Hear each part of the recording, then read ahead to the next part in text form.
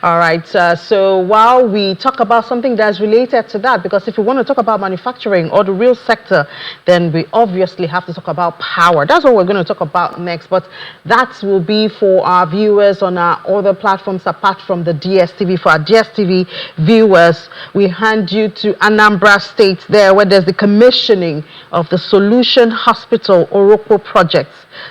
Solution General Hospital Oroko project. That's happening in Anambra State. As we know, Governor Soludo is celebrating 3 years in office and is doing it with this project. So that's for our DSTV viewers. For our other viewers, please do stay with us. If you're watching on YouTube and you want to continue with Business Incorporated, just switch to the next window and you'll be with us right here. And so to continue that conversation on activities in the real sector, let's talk about energy now with a Global Energy Alliance for People and Planet. And you can expect that it's going to be a conversation that's related to clean energy. That's what is going to be on. We have from our Abuja studio now the Fauzia Okediji. She is the manager utility innovation with Global Energy Alliance for People and Planet. Fauzia, good afternoon and welcome to the program. Good afternoon. Thank you for having me.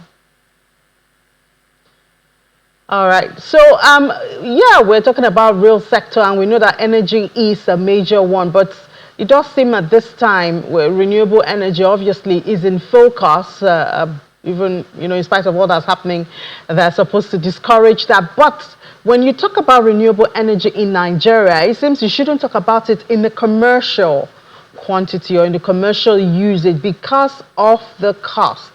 Is there anything that's being done to reduce that cost and make it more accessible to the real sector? Thank you for that question. So I'll start by talking about the current context. We know that 90 million people do not have access to electricity, and it's also been established that our average supply from the grid daily is about 4 to 5 gigawatts. But also reports have shown that we have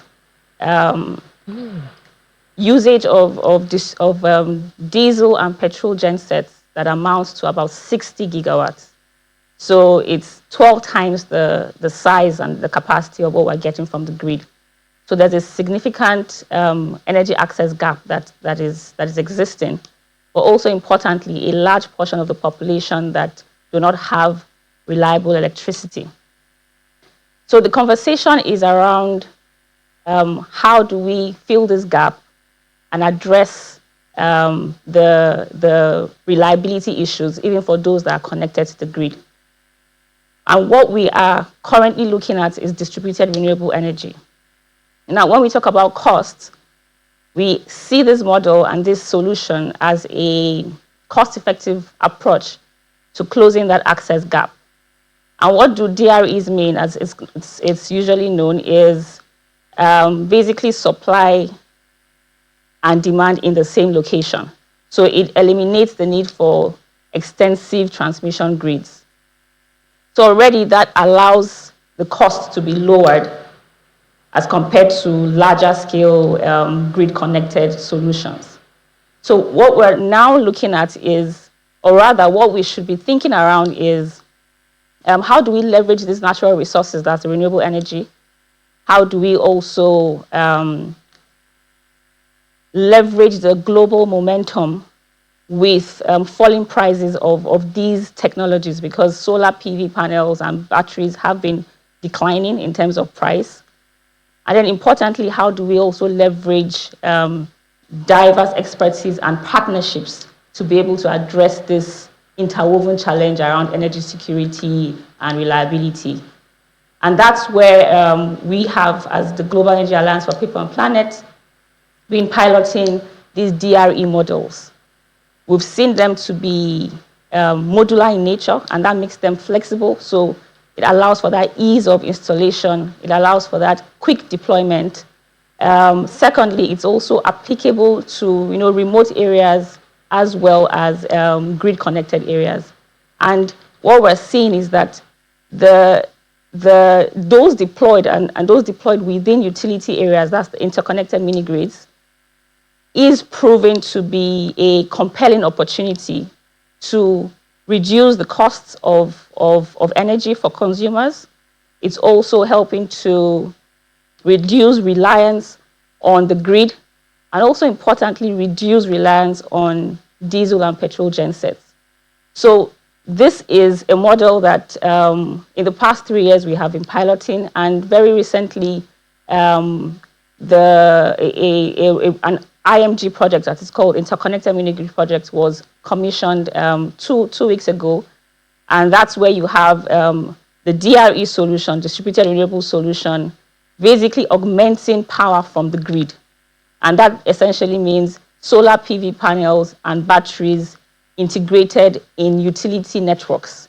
And we have this example in Ogun State that was commissioned 2 weeks ago, and that's a 1 megawatt interconnected mini grid that's providing reliable supply to over 5,000 residents and businesses in that location.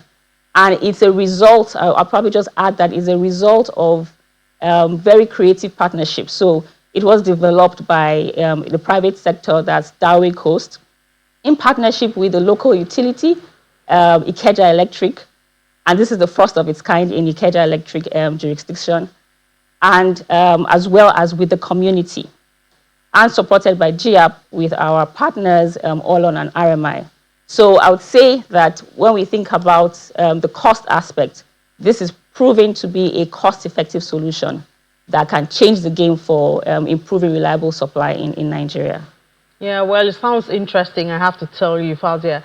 And, well, I do hope it will spread, especially because, you know, cost has been a discouraging factor for adoption of renewable sources of energy. But this is a conversation that we'll have to continue on another time. Managing Utility Innovation, Fausia Okediji, joining us there from Global Energy Alliance for People and Planet. Thank you so much for your time.